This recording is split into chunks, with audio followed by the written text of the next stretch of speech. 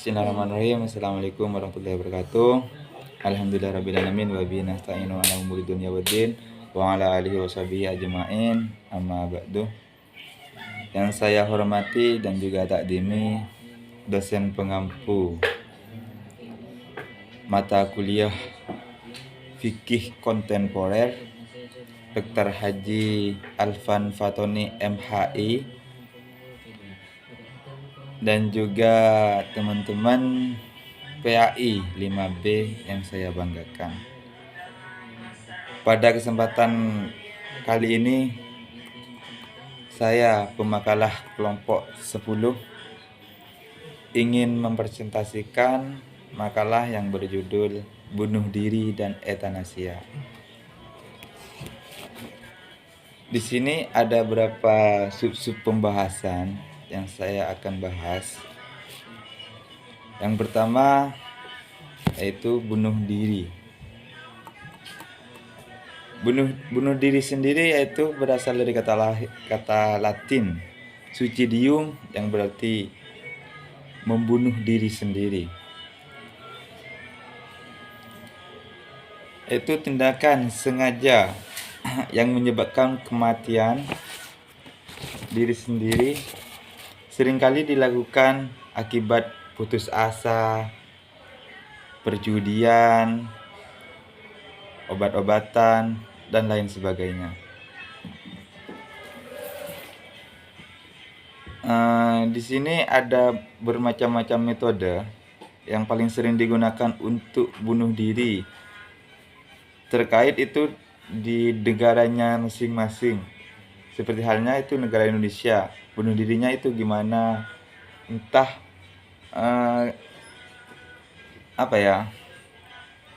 metode umumnya yaitu seperti halnya gantung diri dan senjata api. Di Indonesia sendiri yaitu sekitar 800.000 hingga 1 juta. 800.000 juta orang meninggal karena bunuh diri setiap tahun. Sehingga bunuh diri di sini yaitu menduduki posisi ke-10, peringkat teratas. Begitulah. Mungkin cara pandang terhadap bunuh diri selama dipengaruhi oleh konsep spesifitas yang luas seperti agama, kehormatan, dan makna hidup. Di sini ada beberapa faktor-faktor risiko yang akan saya jelaskan.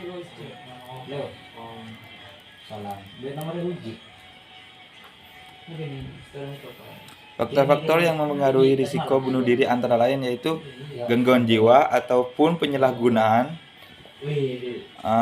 entah itu obat-obatan atau lain sebagainya. Di sini yang pertama yaitu faktor-faktornya yaitu ada gangguan jiwa. Gangguan jiwa yaitu seringkali terjadi pada seorang saat melakukan bunuh diri, dengan angka kejadian sekitar antara 27 hingga lebih dari 90% orang yang pernah dirawat di rumah sakit jiwa memiliki risiko melakukan tindakan bunuh diri yang berhasil sebesar 8,6%.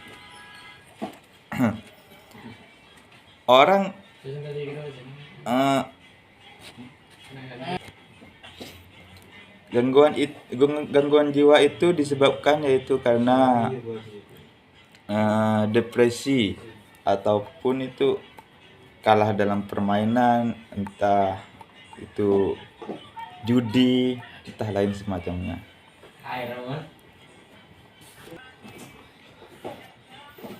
Yang kedua, banyak yang dilakukan pada remaja-remaja pada tahun kali ini yaitu tahun 2021 yang sudah melesat jauh dari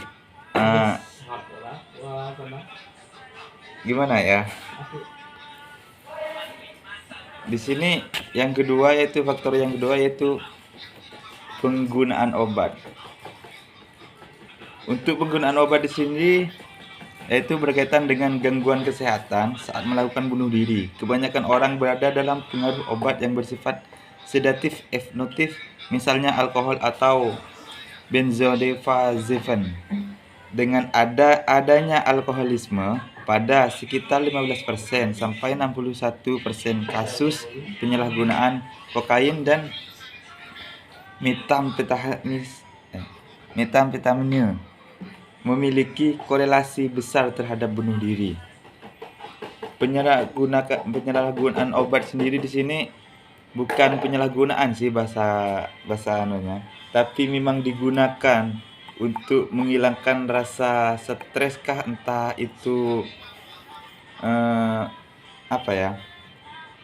penggunaan obat itu entah itu ada masalah besar atau memang itu ajakan dari teman, entah itu pengennya gimana gitu. Begitulah untuk penggunaan obat sendiri. Untuk selanjutnya yaitu masalah perjudian. Mungkin di sini masalah perjudian pada seorang dikaitkan dengan meningkatnya keinginan bunuh diri dan upaya-upaya melakukan tindak bunuh diri dibandingkan dengan populasi umum. Mungkin di sini yaitu sudah jelas ya. Yang selanjutnya yaitu kondisi medis. Kondisi medis itu sendiri terhadap hubungan antara bunuh diri dan masalah kesehatan fisik, mencakup sakit kronis, cedera otak, kanker, mereka yang menjalani hemodialis, HIV, lupus, dan beberapa lainnya. Diagnosis kanker membuat risiko bunuh diri menjadi kira-kira 2 kali lipat. Mungkin kondisi medis sendiri yaitu sudah depresi ataupun mungkin udah tahu itu umurnya tidak panjang lagi. Lah itu berpikiran untuk bunuh diri. Untuk bahasan yang kedua yaitu fotofisiologi. Tidak ada kesamaan faktor fotofisiologi yang mendasari terjadinya bunuh diri atau depresi. Rendahnya tingkat brain neurofilament faktor yang terkait secara langsung dengan bunuh diri dan secara tidak langsung melalui perannya dalam kejadian depresi berat, gangguan stres.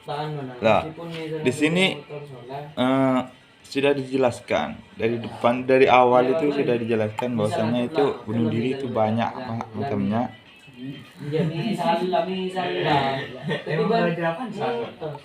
Entah itu depresi kayak entah itu apa.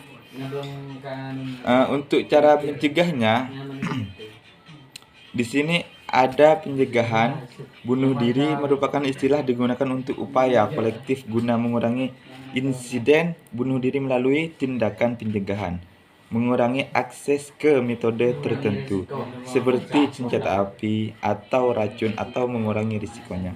Tindakan lainnya antara mengurangi akses ke gas karbon, penghalang di jembatan serta platform kereta.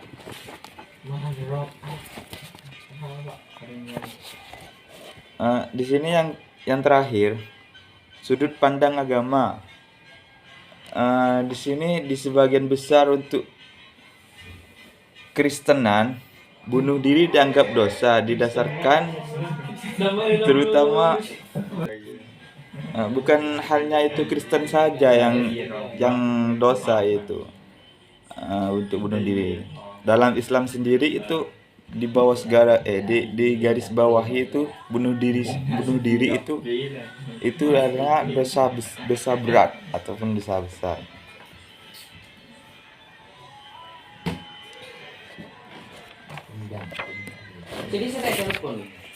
Lanjut yang kedua yaitu etanasia. Etanasia di sini yaitu praktek pencabutan kehidupan manusia atau hewan melalui cara yang dianggap tidak menimbulkan rasa sakit. Etanasia di sini yaitu pencabutan ataupun itu dari dokter sendiri itu dikasih solusi yang cara matinya itu tidak sakit atau menghilangkan rasa sakit ya. Mungkin kalau hewan itu bisa lah, kalau kita itu menggunakan etanasia. Kalau saya sendiri, menurut saya sendiri itu ya, kalau manusia sendiri itu kalau bunuh diri ya janganlah. Soalnya kan bunuh diri sendiri itu malah walaupun tidak merasakan rasa sakit itu gimana ya? Saya dulu tidak mungkin tidak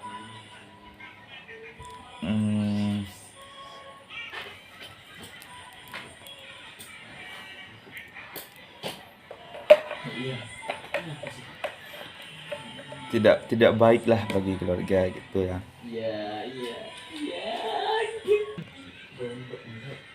Di sini ada pembahasan itu terminologi, yaitu ditinjau dari sudut pandang pelaksanaannya. Bila ditinjau dari pelaksanaannya, etanasia dapat dibagi menjadi 3 kategori. Yang pertama yaitu etanasia agresif, yang kedua etanasia non agresif, dan etanasia pasif.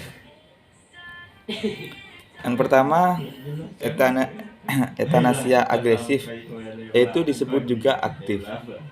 Maksudnya yang disebut dengan etanasia aktif itu adalah suatu tindakan secara sengaja yang dilakukan oleh dokter atau tenaga kesehatan lainnya untuk mempersingkat dan mengakhiri hidup seseorang pasien.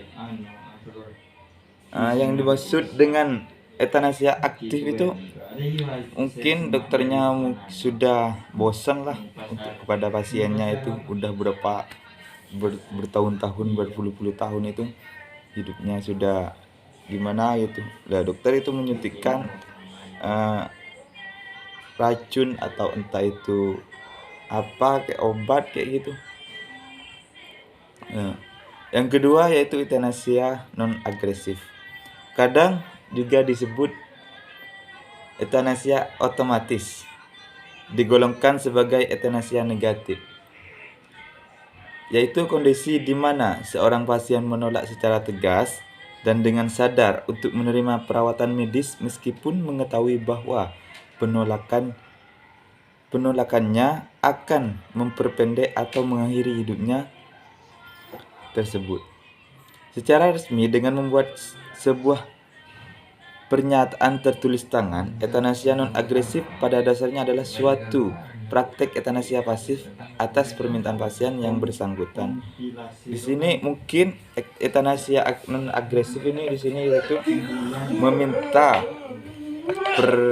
pernyataan tertulis, mungkin itu minta izin, boleh enggak gitu.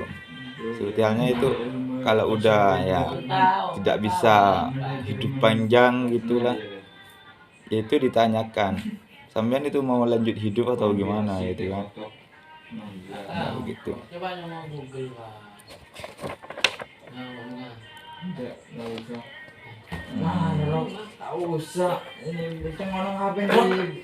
Mungkin di sini ada beberapa sejarah ya etanasia, yaitu ada berapa ini. Sejarah etanasia sendiri di sini yaitu etanasia itu berasal dari kata yaitu baik, dan thanatos, maut, kematian, yang apabila digabungkan yaitu kematian yang baik. Ya mungkin ya para teman-teman mungkin udah hidupnya mulai gimana gitu, mulai bosan hidup. Di sini ada jalur, mungkin itu kematian yang baik, itu mungkin ya, setahu saya itu mungkin itu tidak dosa, mungkin kemungkinan besar gitu. Mungkin cukup sekian yang saya bisa sampaikan. Wallahul muwaffiq ila aqwamit thoriq. Wassalamualaikum warahmatullahi wabarakatuh.